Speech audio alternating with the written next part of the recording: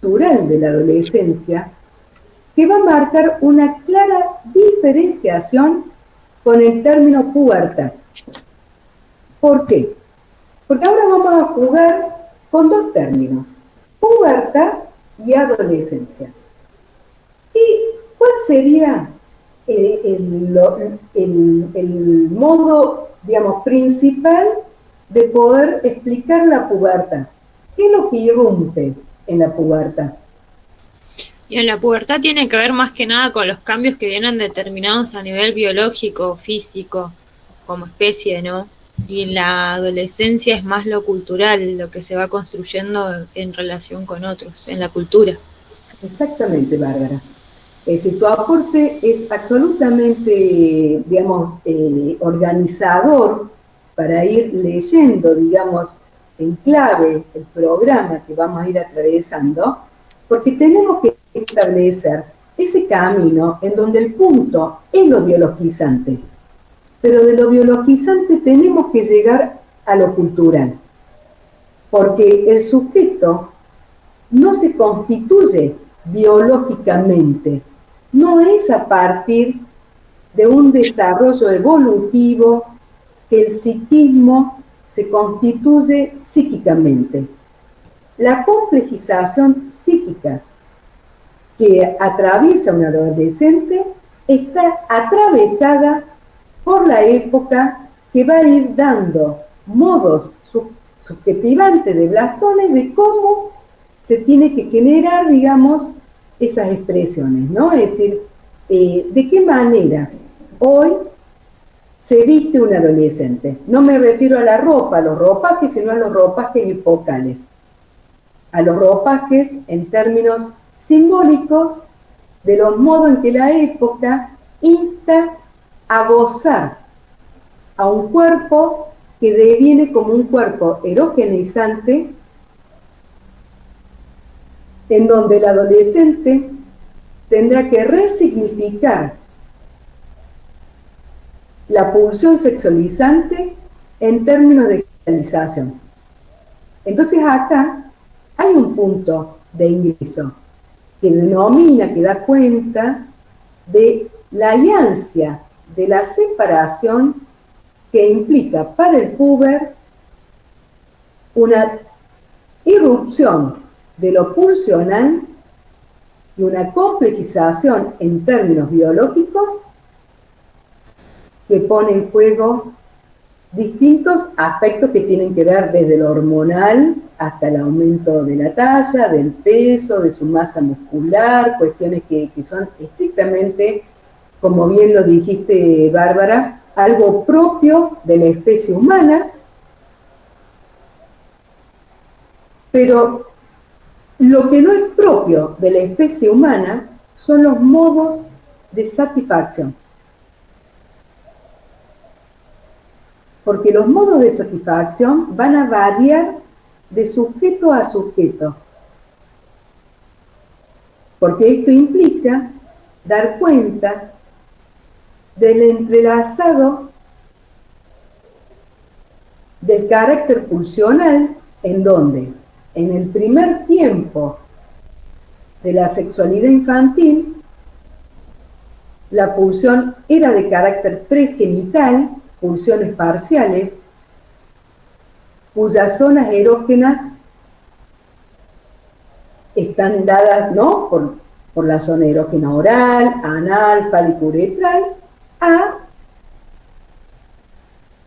el inicio de la pubertad, que implicaría justamente la zona erógena en primacía, la zona genital, y entonces, digamos, el avatar para el yo del sujeto frente a las mociones pulsionales que devienen ahora en carácter, digamos, sexualizante, cuya zona erógena en primacía son los genitales.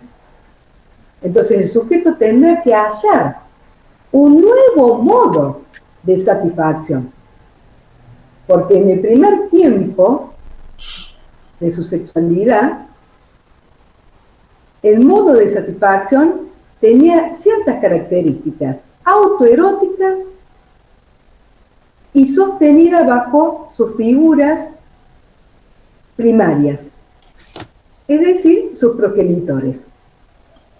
El trabajo del adolescente va a ser reconducir de manera de resignificar las mociones pulsionales bajo formas que son novedosas para el yo del sujeto.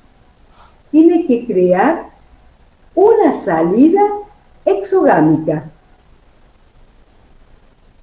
bajo la modalidad del encuentro de establecer satisfacciones enmarcadas en el cuerpo de un otro, externo, para lo cual también va a tener que crearse, podríamos decir, resignificar su identidad sexual de género. Así que fíjense, menudo trabajo se inscribe psíquicamente en la segunda tópica del aparato psíquico, es decir, del yo. Lo cual, digamos, esto va a establecer un punto de extrañamiento para el sujeto y un tiempo de impas en donde va a estar tomado por esa imposibilidad de crearse una respuesta en términos simbólicos. Reubicarse. ¿Quién soy? ¿Qué quiero? Extrañamiento del yo, que hasta ese entonces se apoyaba sobre identificaciones primarias, sostenido en esos, podríamos decir, en esas internalizaciones primarias. Cambia el espejo.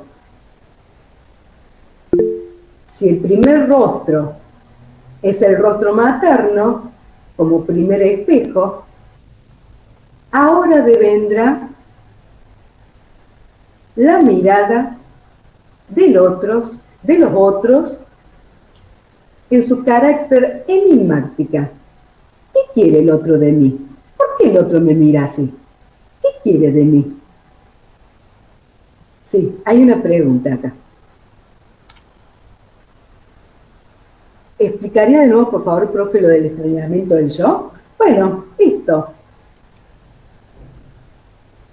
Porque el entramado del yo, ¿sí? Bueno, acá hay distintas formas, digamos, como de poder pensar la constitución del yo. No nos vamos a extender porque eso implicaría ya un curso estrictamente de psicoanálisis y de distintas teorías de psicoanálisis, porque Lacan, digamos, toma la idea del yo a partir de la constitución digamos, del atravesamiento por el estadio del espejo.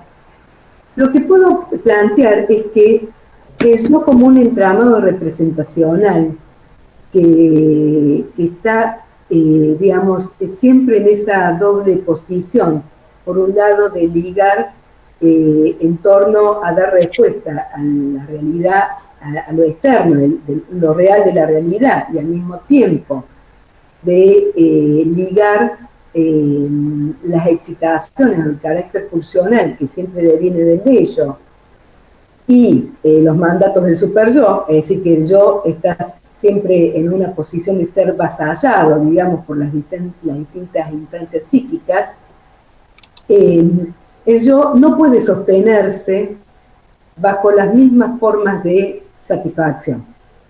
Esas primeras satisfacciones, huellas, marcas, que acontecen en los primeros tiempos del entramado psíquico, que es lo que va a constituir justamente la primera tópica, es decir, lo inconsciente, a partir de la instalación de la represión originaria, es decir, el bebé, pensemos en estos términos, el bebé, al nacer, requiere del cuerpo de un otro, ¿sí? De sus otros, que mediatizados de las funciones que generan prácticas, no solamente deben satisfacer las necesidades, sino que implanta pulsión sexualizante. Ese exceso en el cual se le ofrece como primer objeto de satisfacción el pecho que el bebé tiene que encontrarlo en su boca y que le genera gratificación, debiera generarle gratificación. Esto, digamos, el modelo del hambre es el primer modelo para pensar el placer o el displacer, ¿no? Es decir, pensemos siempre en positivo. Si el encuentro ha sido satisfactorio para el bebé con su otro, y el otro, digamos, implanta pulsión, pero al mismo tiempo es capaz de ligar representacionalmente, en modo lenguajero, las excitaciones del bebé, logra que el bebé pueda estar calmo. Esas primeras inscripciones de satisfacción acontecen en un psiquismo que es absolutamente prematuro, en donde no hay diferenciación entre yo y no yo, no hay una organización tópica. La organización tópica vendrá a partir de que se vaya constituyendo, es decir, que se vaya complejizando el psiquismo. Y esa complejización psíquica va a tener que ver, en primera instancia, con esta primera violencia primaria, fundante y necesaria que generará el otro sobre el psiquismo prematuro del bebé. Esa primera violencia primaria y fundante inscribirá marcas, modos de satisfacción. ¿Sí? Entonces, ese primer, digamos, podríamos decir, esa serie de marcas, bueno, que a medida que se vaya complejizando el psiquismo, insisto, esto ya tendría que ver, digamos, con explicar la constitución del aparato psíquico en sí mismo, los primeros tiempos, alienación, punto de corte, separación, atravesamiento por el estadio del espejo, constitución de un yo, implica la posibilidad de que un sujeto empiece a poder ir generando ciertos procesos de individuación, es decir, partimos de un estado de dependencia absoluta y a partir de las prácticas que los otros realicen sobre nosotros, podremos ir estableciendo puntos de corte y de separación para poder crear una dependencia relativa. Una dependencia relativa que va a estar a partir de, digamos, cierto pasaje del principio de placer a la constitución del principio de realidad. La constitución del principio de realidad tiene que ver con el entramado del yo, como tópica. Entonces, esto estoy diciendo algo como para comprender, digamos, el primer tiempo de la sexualidad infantil. ¿Por qué? Porque el hallazgo, la revolución de Freud, es decir, bueno, no, la sexualidad no es inherente al campo de la adolescencia y la adultez. La sexualidad se inicia en la niñez, en la infancia, a partir del nacimiento. Y la sexualidad se va a desarrollar. Freud tiene un componente biológico, porque plantea que la sexualidad se va a desarrollar por fases de un psicodesarrollo libidinal, psicodesarrollo sexual, donde la libido, ¿sí?, va a ir progresionando en la activación de esas zonas erógenas que se tienen que ir constituyendo de acuerdo a bordes. Es decir, bueno, esto implica todo un desarrollo teórico que vamos a plantearlo de esta manera.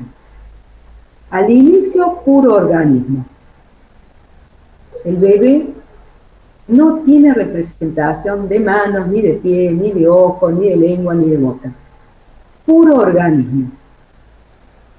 La expresión del bebé son necesidades de carácter biológico, de carácter fisiológico, de excitación, de aumento de excitación o de disminución de excitación.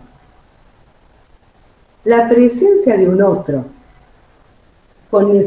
que va a desarrollar, a implantar prácticas específicas, van a llevar a realizar un cortocircuito con la necesidad. ¿Por qué un cortocircuito?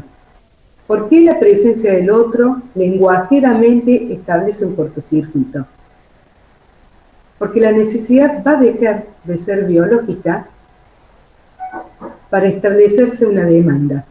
El bebé va a hacer un viraje en el llanto, para que el llanto deje de ser estrictamente biológico, por aumento de excitación, para que el llanto devenga como el primer intento comunicativo, un acto comunicativo, en el cual el bebé convoca la presencia del otro. Con lo cual, la presencia del otro ya invite al bebé en un investimiento libidinal, de establecer una díada libidinal en el cual no solamente se inscribirán modos de satisfacción de eso que era puramente orgánico del campo de la necesidad, sino que inscribe pulsión sexualizante, excesos que el bebé tendrá que ligar, ¿sí?, a partir de el lenguaje que el otro le inscribe, ¿sí? Estás llorando porque tenés hambre, estás llorando porque querés mimos, estás llorando porque el otro codifica el llanto, y a partir de codificar el llanto deja de ser biológico.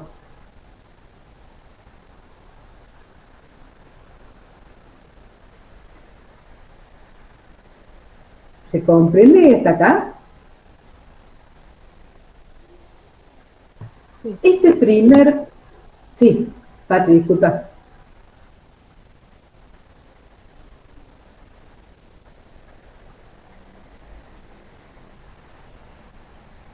¿Alguien quería decir algo? No, creo que es que se iba entendiendo, profe. Este primer tiempo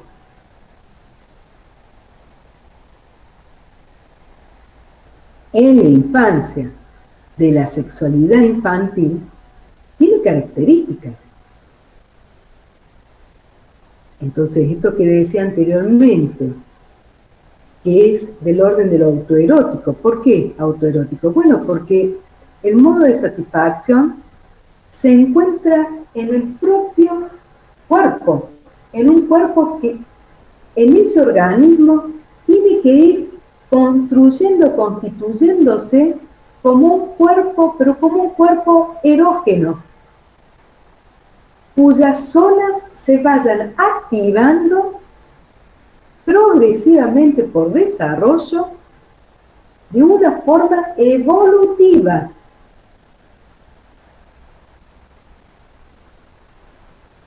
Ese cuerpo que se va constituyendo como un cuerpo erógeno y que está inscrito con marcas de satisfacción que funcionan como imperennes.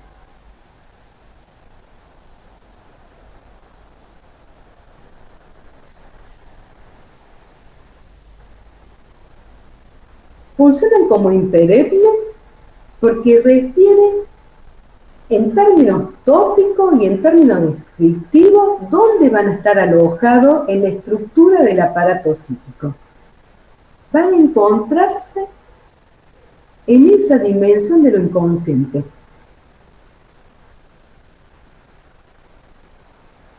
Con lo cual, en la pubertad, que acontece un segundo despertar de la sexualidad, estas marcas imperennes deberán resignificarse ahora bajo esta zona erógena que van a ser los genitales, que comprometen los genitales. Hay una resignificación de lo pulsional en términos de pulsión sexual genital. Y hay que hallar nuevos modos de satisfacción.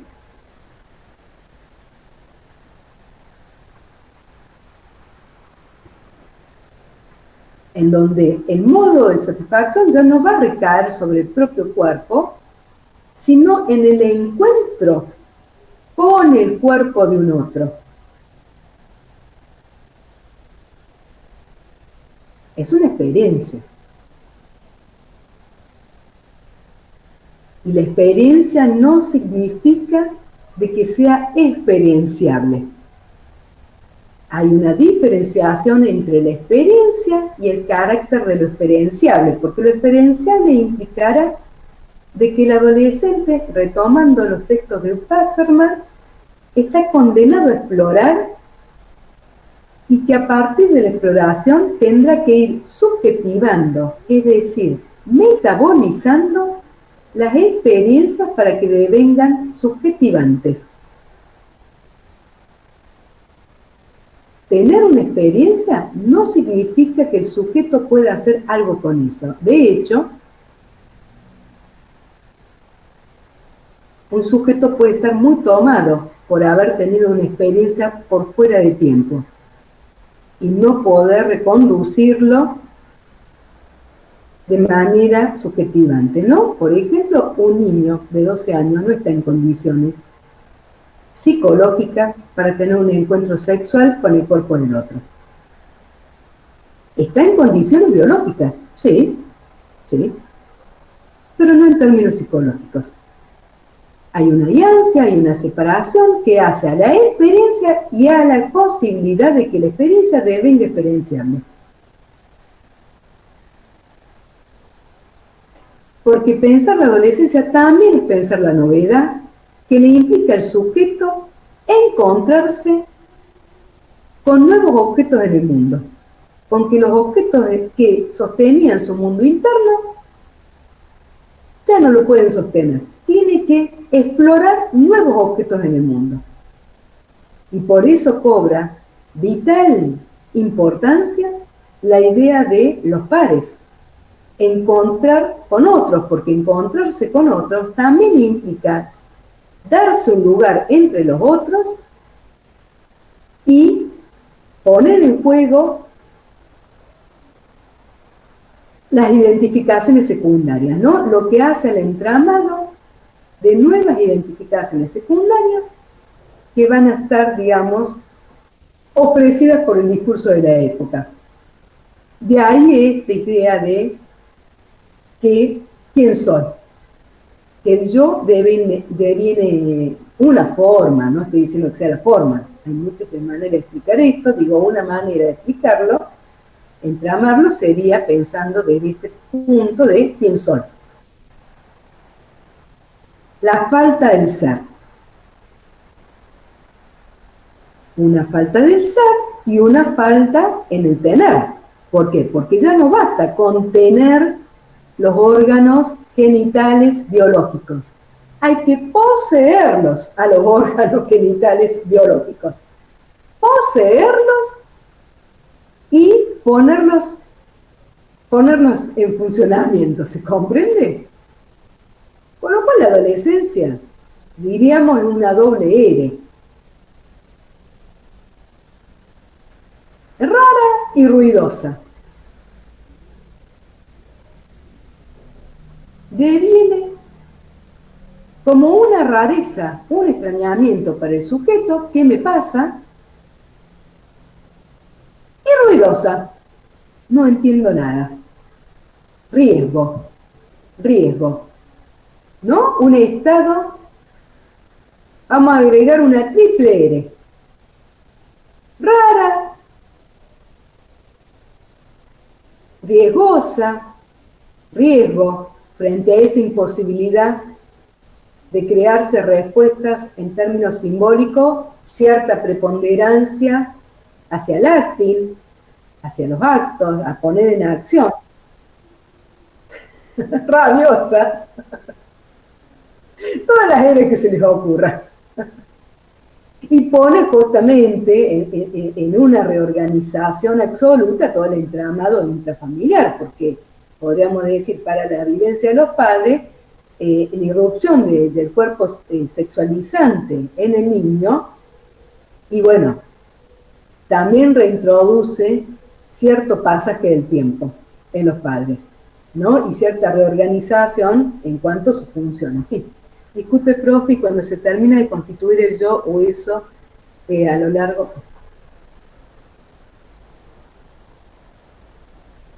Constituir el yo o eso a lo largo de toda la vida en eso. Bueno, decíamos a los 18 años. La reestructuración del aparato psíquico, Freud toma como punto de corte los 18 años. O sea, fíjense todo lo que podemos pensar con esta idea de que la pubertad implica un corte. Es un momento preciso en el tiempo, en el cual se producen transformaciones biológicas y psíquicas.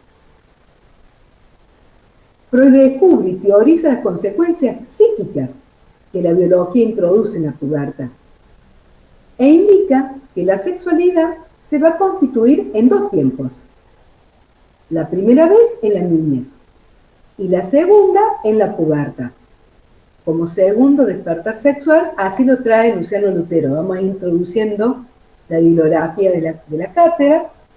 En términos de Peter Bloss, lo vamos a tomar como segundo proceso de individuación, la transición adolescente.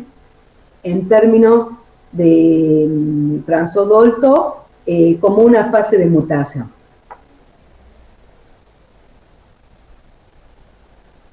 Freud establece que con el advenimiento de la pubertad se introducen los cambios que llevan la vida sexual infantil a su conformación normal y definitiva. Podemos decir que puber es aquel que ya tiene el cuerpo preparado para funcionar biológicamente, como si fuera un adulto, y es ahí donde se produce una división, porque subjetivamente aún no lo es. Es decir, hay una división entre el organismo y el cuerpo organizado erógenamente. Hay una división. El organismo se presenta, pero la organización erógena se tiene que resignificar. Y para resignificar, el sujeto adolescente, el psiquismo del adolescente, tiene que desarrollar ciertos trabajos psíquicos.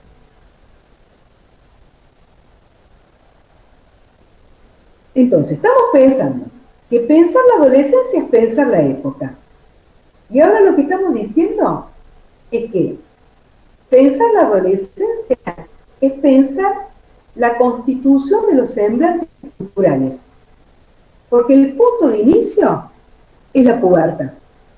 Pero que la pubertad no implica en sí mismo ser adolescente. Que la adolescencia es mucho más que la pubertad. Porque ya implica la elaboración psíquica de ciertos trabajos en el cual va a estar implicado la segunda, digamos, el yo del sujeto. Frente al montaje, el incremento de lo pulsional. Pensar la adolescencia, entonces, en un término, como un término psicoanalítico, implica dar cuenta de que el sujeto vendrá en un trabajo de reorganización de los ideales en juego. ¿Por qué? Porque en el primer tiempo de la infancia, en la sexualidad infantil,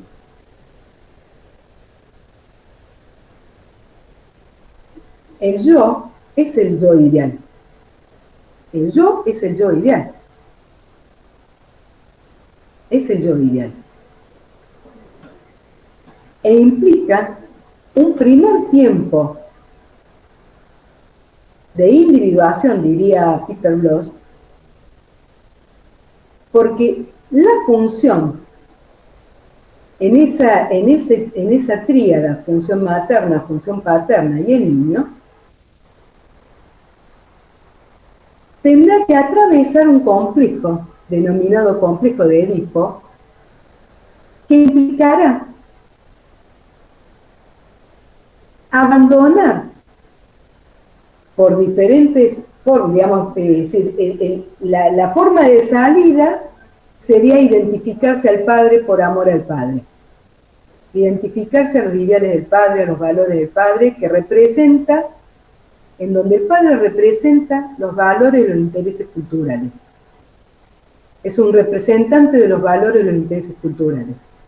El modo de ingreso es por dos vías, porque la niña, voy a explicar primero la vía de ingreso en el varón, es ante la angustia de castración, que abandona su objeto de amor primario, que es el cuerpo de la madre, ante la diferencia sexual anatómica, da cuenta que la madre no tiene, por angustia a ser castrado, el niño abandona el cuerpo de la madre para identificarse con los valores e ideales del padre.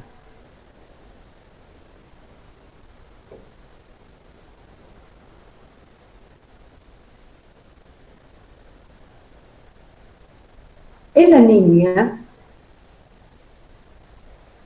la posición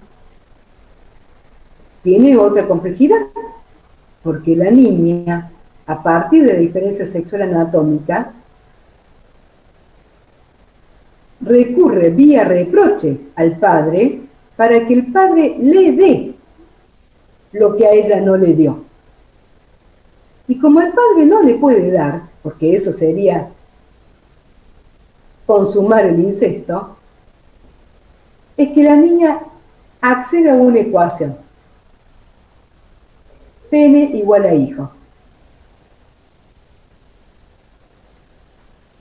Lo digo de forma muy esquemática, obviamente todo esto se puede repensar, se puede reintroducir, tiene desarrollos teóricos mucho más complejos, pero digo porque quiero poder establecer un punto para que se pueda leer la bibliografía que refiere estrictamente al campo de la adolescencia, ¿no? Porque, digamos, el complejo de Edipo como un punto, ¿no? De complejización en la tópica va a dar cuenta, ¿sí?, de la instalación del superyo en el psiquismo. El superyo va a ser heredero justamente del complejo de Edipo, porque insta, digamos, a este conglomerado de ideales, de valores, en donde el yo ya implica identificarse con esos valores, entonces aparece la idea del ideal del yo.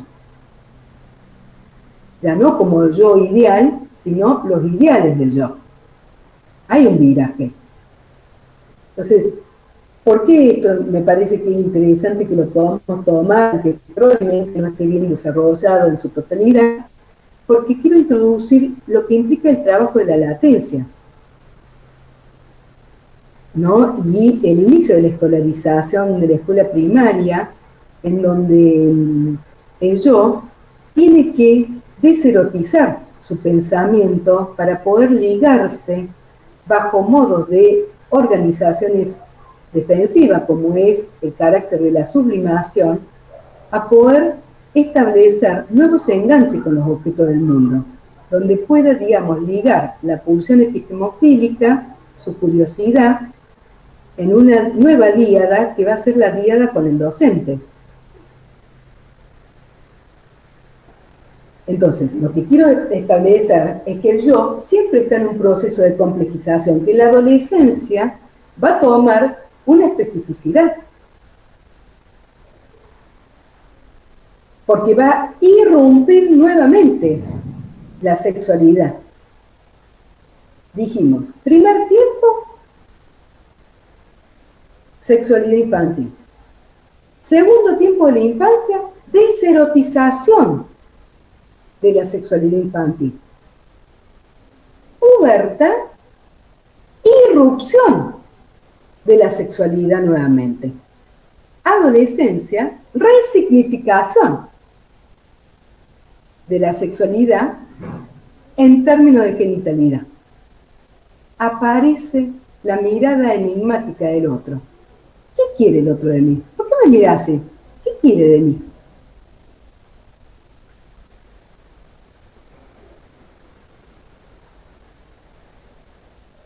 ¿Vamos hasta acá?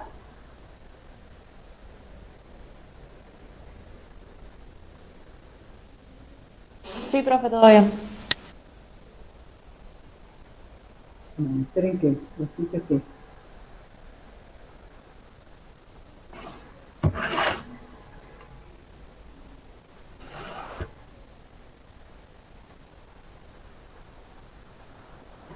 Establecer entonces esta diferencia entre pubertad y adolescencia permite pensar cómo la emergencia puberal irrumpe como un real, ¿sí? Un real del propio organismo, que adviene al sujeto.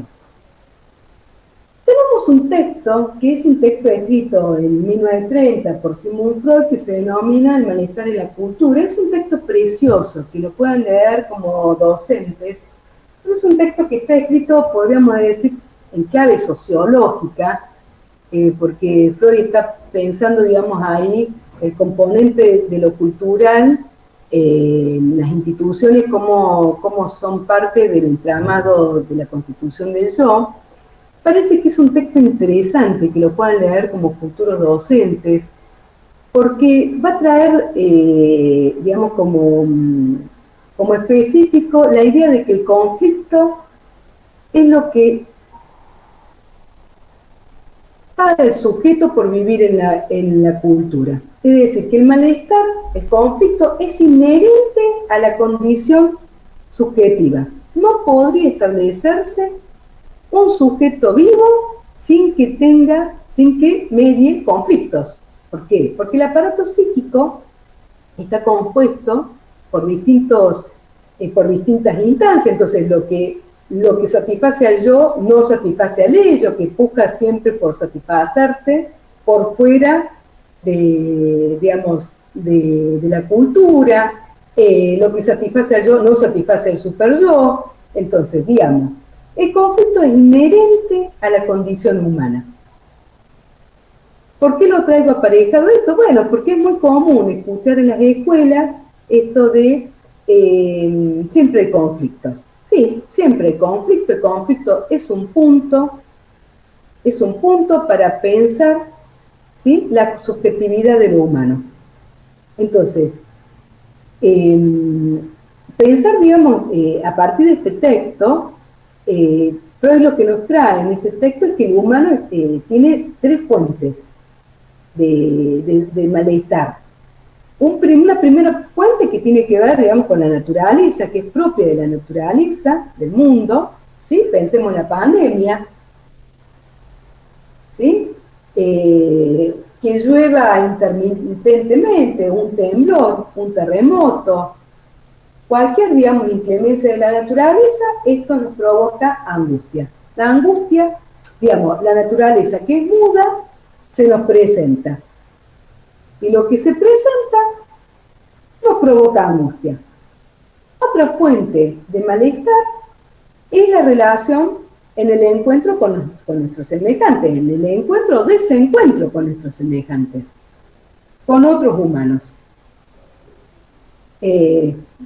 Digamos, pensemos en todo lo que está aconteciendo de una manera más sencilla. Piensen en una relación, digamos, entre hermanos, o entre hijo-padre, o entre hija-madre, digamos, o entre compañeros, entre amigos, o en la pareja, etcétera, etcétera.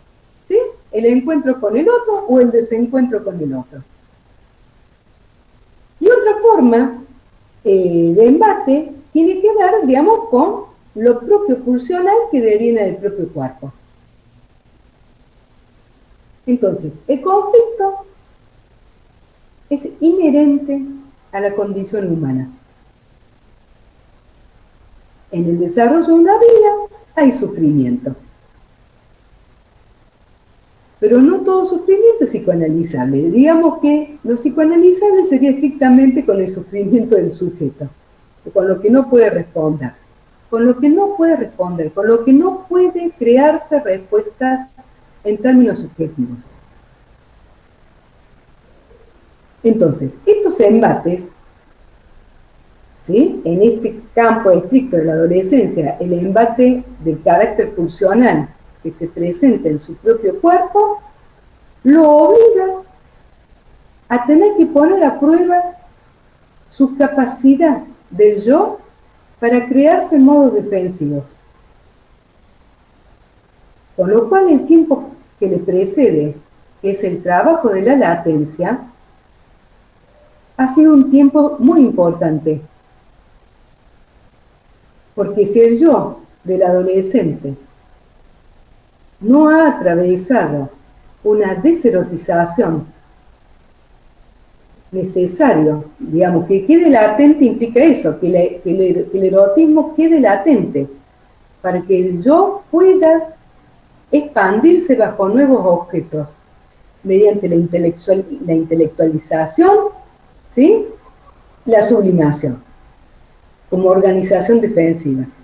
Si en el adolescente ese entramado psíquico de complejización no ha acontecido, imagínense la irrupción de la sexualidad, cómo se puede crear nuevos modos de organizaciones defensivas para el yo, para sostener y darle tramitación a lo pulsional. ¿Se comprende esto? Porque se pone en prueba justamente la capacidad del yo para tramitar esa reorganización libidinal y por ende de reorganizar en una nueva estructura narcisista fundante. Es decir, se tiene que volver a fundar. Refundar sería en términos del narcisismo ya de carácter, digamos, secundario, ¿no? Los ideales, identificaciones secundarias. Entonces, en ese sentido, la adolescencia es un momento que le proporciona al sujeto la posibilidad de resignificar y al mismo tiempo de dar tramitación a ciertos restos residuales, a ciertos restos de conflictos residuales que acontecieron en el primer tiempo de la sexualidad infantil. Profe, ¿y esto cómo sería en un ejemplo, si puede darnos? Sí, claro. Bueno, a ver, cuando en una consulta, por ejemplo, de una niña de 10 años que tiene un aspecto físico asemejable a un adolescente de 14, ¿sí? Es decir, con todo un desarrollo ya claramente puberal, y que plantee como un punto de inicio, ¿no?, en el trabajo analítico, que no sabe lo que le pasa, que pasa del mal humor a la bronca, de la bronca al enojo, del enojo a la risa, que entonces ella es un quilombo y todo es un quilombo, su familia es un quilombo y cuando va a la escuela es otro quilombo y entonces se enoja y como se enoja discute con la directora y se pelea con sus pares. Lo que uno está estableciendo ahí es que no logra, tiene una experiencia psíquica, hay una irrupción en su psiquismo, que no logra experienciar, no logra darle un carácter experienciable de por qué se tiene que ubicar bajo esa forma de ser quilombera. Es como decir, anda de crisis en crisis, pone en acto lo que le pasa internamente. No puede metabolizar. No puede metabolizar porque, por ejemplo, dice, claro, bueno, pero lo que pasa es que a la escuela uno va para decir lo que uno piensa. La escuela es para eso, para decir lo que uno piensa. Sí, Mariela, la actividad va a estar en Petco. Probablemente la semana que viene ya Paula Solsona la va a publicar. Porque ahí aparece, digamos, como un sostenimiento del yo ideal. ¿Sí? Yo pienso, yo digo, no me importa el resto, no, bueno, no, pará. Está regulado, el campo social está regulado. Digamos, y poder establecer esa brújula para poder anidar, alojarse en el campo social, implica en principio tener constituida una brújula interna, de que los modos de satisfacción en uno y encuentran que tienen que estar ligados bajo formas más complejas.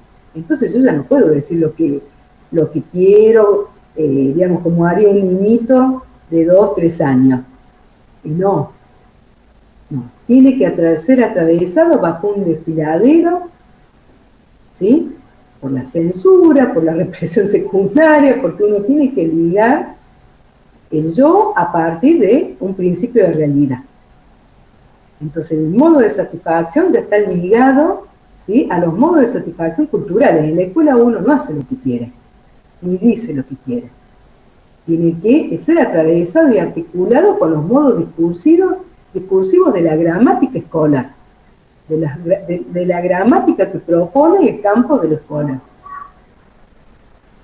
Entonces uno con el director no puede tratarlo como trataría, ¿sí?, con cualquier palabra, porque hay una ligación con la autoridad. Implica internalizar legalidades. Que el psiquismo esté organizado bajo legalidades.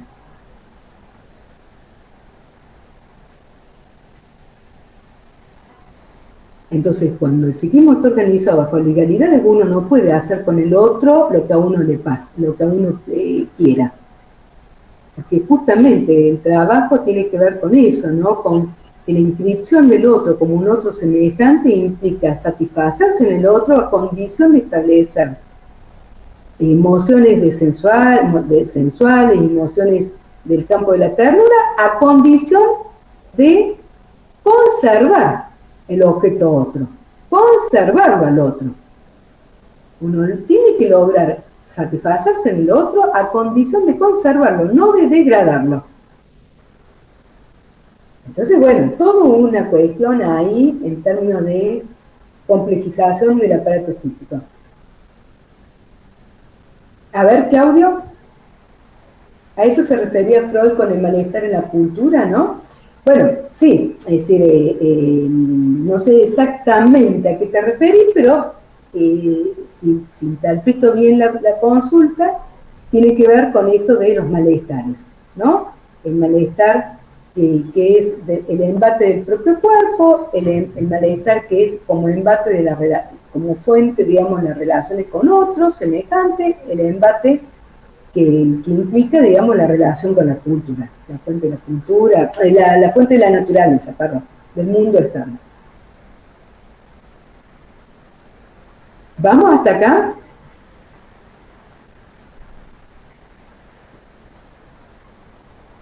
La dimensión biológica, entonces, ¿sí? Lo pueran, se presenta sobre un cuerpo que está constituido, organizado, lenguajeramente.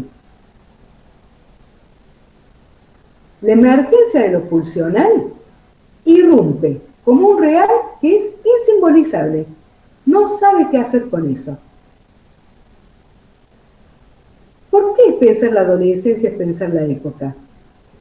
Porque los ideales de la época no ofrecen al sujeto modo de ligadura ante este empuje pulsional. ¿Por qué? Bueno, porque la época y la cultura occidental no tiene ritos de iniciación. Carece de ritos de iniciación. En otras culturas, como por ejemplo en Samoa, los ritos de iniciación de la pubertad implican un cambio social y jurídico del sujeto. A partir de lo puberal, se lo reubica bajo ciertos ritos, ciertos pasajes, llevar al hombre, al niño, para ellos ya un hombre, pasa a ser un hombre, entonces es llevado, se lo ata a un árbol, se lo deja atado a un árbol durante varias noches, hay todo un rito, a la niña se la deja en una casa, también en el bosque, hay todo un rito que hace a ese pasaje. A partir de que ese otro atravesó ese rito, esos pasos comunes a todos, es otorgada una significación en términos sociales dentro del campo de la cultura. Pero la cultura occidental carece de ritos de iniciación. Tiene normas jurídicas.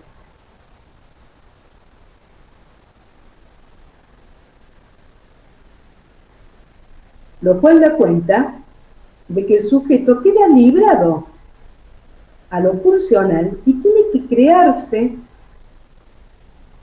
esa ligadura, esa capacidad, tiene que crearse esa simbolización. Por eso es que tampoco vamos a hablar de la adolescencia, sino tenemos que hablar de las adolescencias. Porque cada sujeto se hará su propio ropaje para sostenerse en estos tiempos de falta del ser.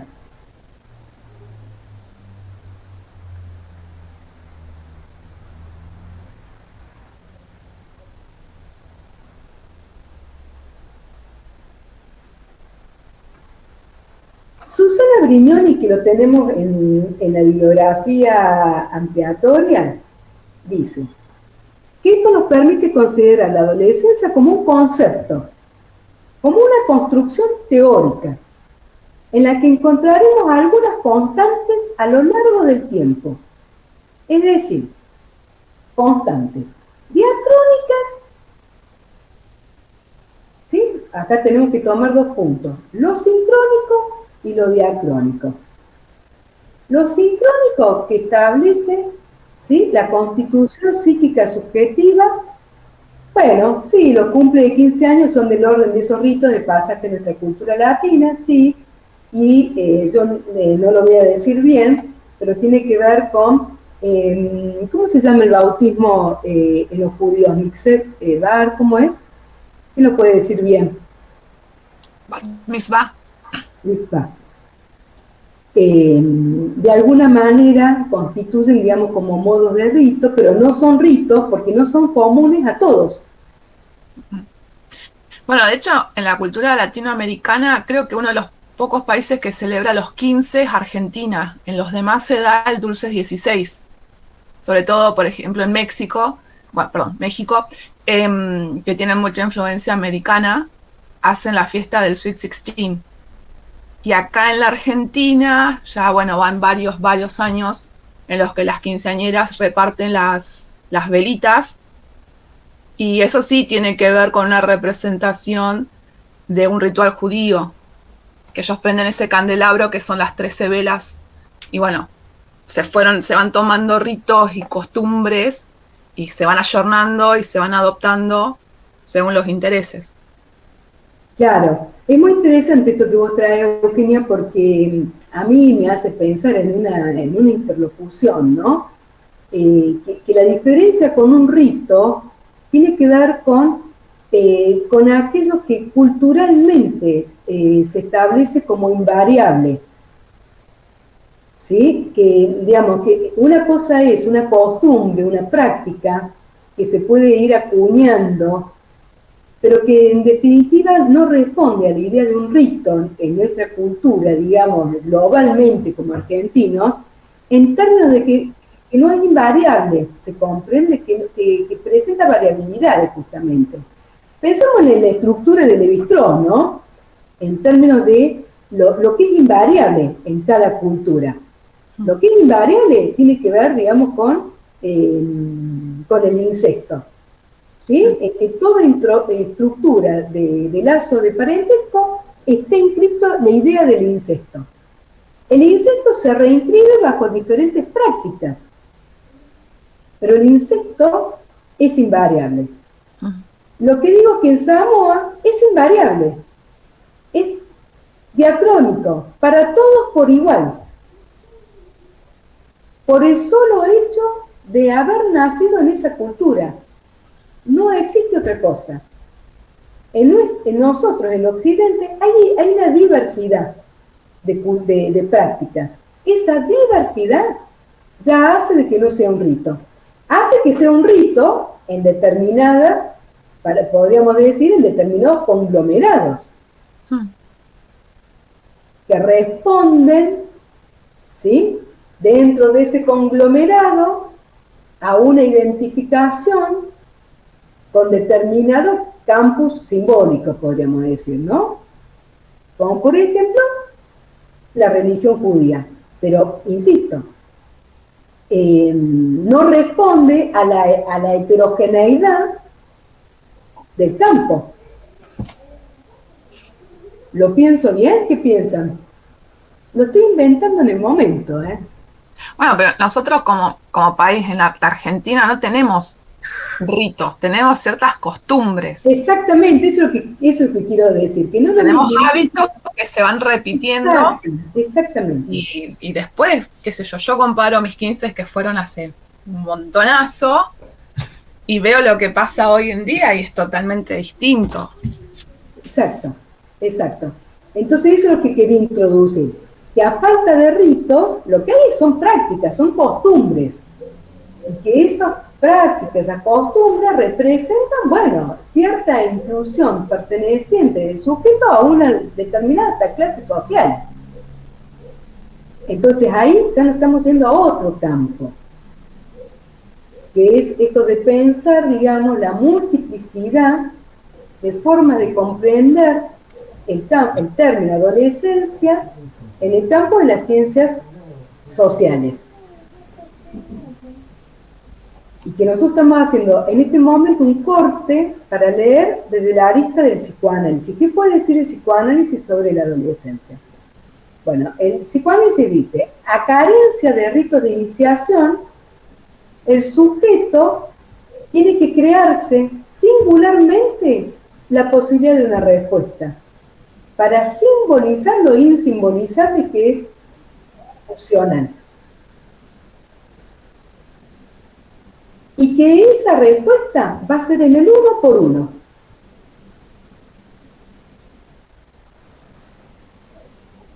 Entonces, Susana Brignone dice que la adolescencia es una construcción teórica que va a tener algunas constantes a lo largo del tiempo. ¿Cuáles serían las constantes? El carácter diacrónico. ¿Cuál sería el carácter diacrónico? Bueno, todo lo relativo a lo que nos aporta el campo de la psicología evolutiva.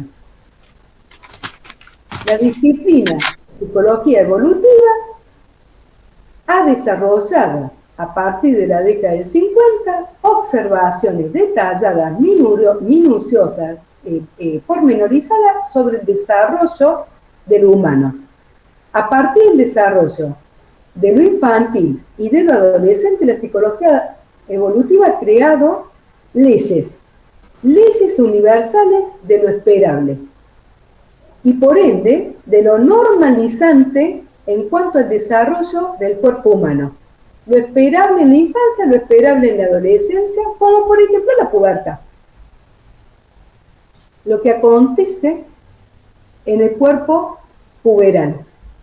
Eso es observación de la psicología evolutiva. Y eso es de carácter diacrónico. Disculpen, eso es de carácter sincrónico, ¿sí? Responde al desarrollo. Ahora bien, pensado desde el campo del psicoanálisis, tenemos dos aspectos. El continuo en la constitución psíquica infantil, el continuo en la constitución psíquica subjetiva, en tiempos lógicos que se tienen que ir concatenando de forma sincrónica, que establece los modos de constitución de esas marcas simbólicas, esas marcas de satisfacción, y el carácter diacrónico, que es lo que irrumpe en la vida de un sujeto, en la historización de un sujeto. En la historización de un sujeto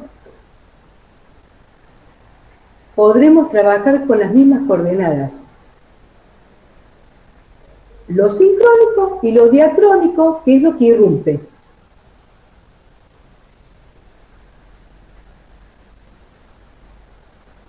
Esto que irrumpe, ¿sí?, se va a expresar. Se va a expresar en la vida de manera en que cada cual tendrá que responderse qué hacer con eso. Y ese modo de responderse qué hacer con eso hace a la historización de los modos de satisfacción que ese sujeto tuvo.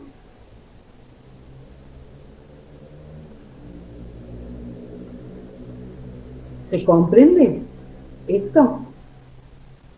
Entonces, la sexualidad no es biológica, la sexualidad es lenguajera,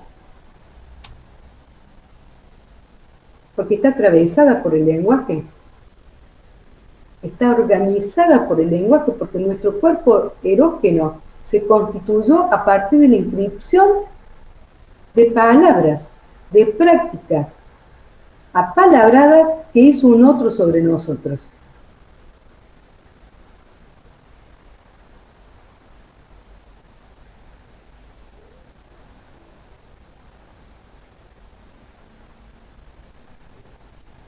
¿Vamos hasta acá? Bueno,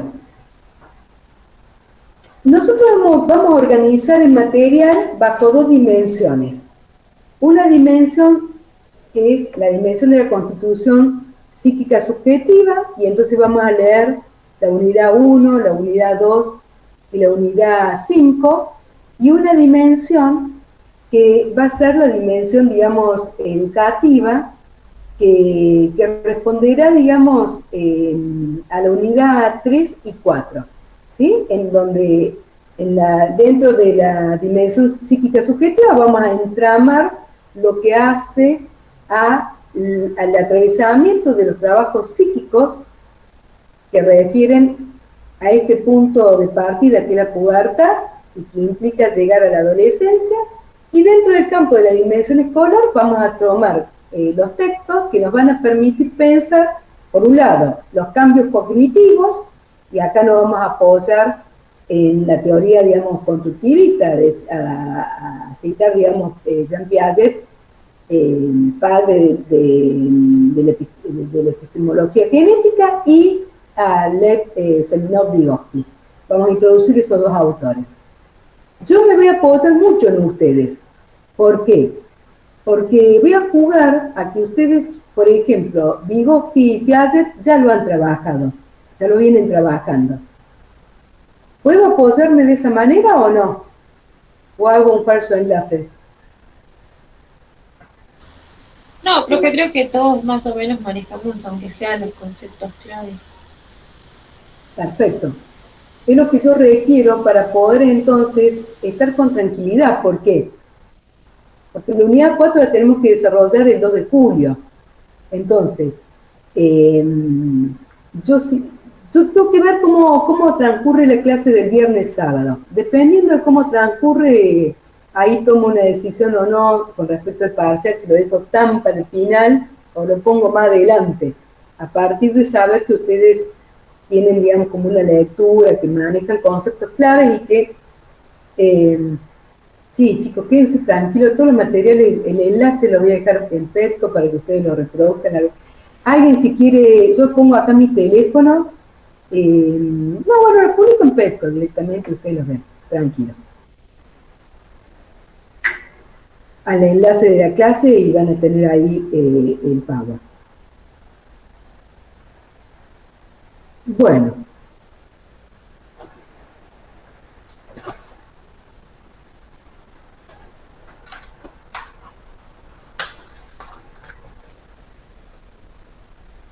¿Cómo piensan que surge la idea, digamos, del campo de la adolescencia, del estudio de la adolescencia?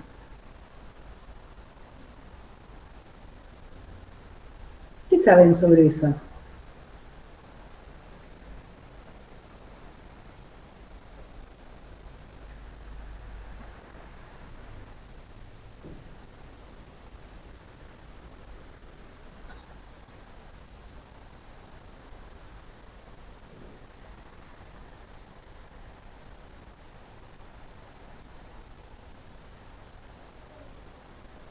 Como punto, ¿sí?, de inicio de la revolución industrial. Y lo que implicó, digamos, crear la la categoría, digamos, de adolescencia como, como un objeto de estudio, la creación de la adolescencia como objeto de estudio en el campo de las ciencias sociales y particularmente, digamos, en el psicoanálisis. En rasgos generales, siempre estamos refiriéndonos, acá voy a tomar a una analista contemporánea, Iliana Fischer, que ha presentado, es una psicoanalista prolífera, es escritora, es docente universitaria, pueden, digamos, buscarla, en la actualidad, digamos, es alguien muy prolífero que centralmente trabaja desde el campo, digamos, del psicoanálisis con niños, adolescentes y adultos. Voy a tomar esta idea. Dejo en suspenso esto, ¿no? De la creación del concepto en términos históricos, les digo esto como un punto de inicio, ¿no? Pensar en la revolución industrial y cómo la revolución industrial impacta en el campo de las ciencias sociales, y eso tiene, digamos, centralmente establecer nuevas formas jurídicas para pensar, digamos, al niño, al adolescente, a la mujer, es decir, las múltiples formas que eso devino y cómo a partir de ciertos cambios jurídicos, sociales, también acontece, digamos, la creación conceptual como objeto de estudio de la adolescencia y del niño. Podríamos decir que hasta ese punto solamente se estudiaba al adulto y que se homologaba a partir del adulto lo que no era en el niño y en el adolescente. Es decir, el punto de partida y de lectura era todo lo acontecido del adulto. Pensemos que Freud, digamos, su trabajo de análisis se centra estrictamente como criterio de analizabilidad al paciente adulto, neurótico e inteligente. Es decir, que lo que les quiero decir es que, si bien Freud está trabajando todo el tiempo en la neurosis infantil, su objeto en cuanto a la técnica y en cuanto al método de aplicación del psicoanálisis, está estrictamente, ¿sí?, reconducido hacia el adulto. Con lo cual los niños y los adolescentes eran pensados por lo que les faltaba en relación al adulto. Básicamente, el niño era inmaduro, ¿sí? Es todo lo que le faltaba en su desarrollo. Bueno, digamos que centralmente tiene que haber una reorganización en el campo de las ciencias sociales, y particularmente en el campo psicoanalítico, a mediados de la década de los 30, para que empiecen a acontecer, digamos, líneas teóricas post-freudianas que tomen como objeto de estudio el campo de la adolescencia.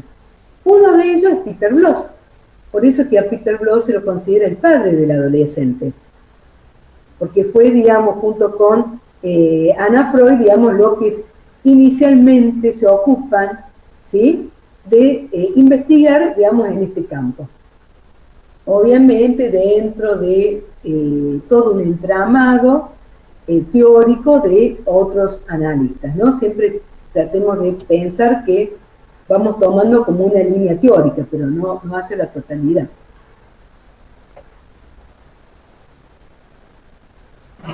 Vamos a pensar, esto no es un concepto de la adolescencia en términos conceptuales, porque ya hemos dicho de que van a haber variabilidad de conceptos en el campo del psicoanálisis, ¿sí? Pero quiero tomar centralmente como la idea, como para establecer un punto, para ir construyendo, digamos, un edificio teórico, esta idea, ¿no? Que es lo que venimos hablando. Vamos a recapitular. Que todo humano requiere de la presencia de un otro para construir su identidad. Y que esto es un proceso largo, en el humano dura 18 años, en el que es posible ubicar etapas significativas. Ya dijimos, al menos 2 tiempos en la sexualidad. Una de ellas es la adolescencia. Los adolescentes tienen como tarea y desafío abandonar la identidad infantil. Acá vamos a unir con la unidad 2 en relación al texto de Aberastur y Nobel con los duelos en la adolescencia. El duelo por el cuerpo infantil, el duelo por la identidad sexual infantil, de la bisexualidad, y el duelo por los padres de la infancia. Los adolescentes tienen como tarea y desafío abandonar la identidad infantil y construirse una nueva. Esta tarea se realiza privilegiando la relación con el grupo de pares, con los que se configura una identidad por pertenencia. Tienen que andar en bandadas. La idea de la bandada, la banda, andar en bandada. El adolescente busca pertenecer, ser reconocido y aceptado por sus grupos de pares, para poder soportar y sostener la distancia con el mundo adulto.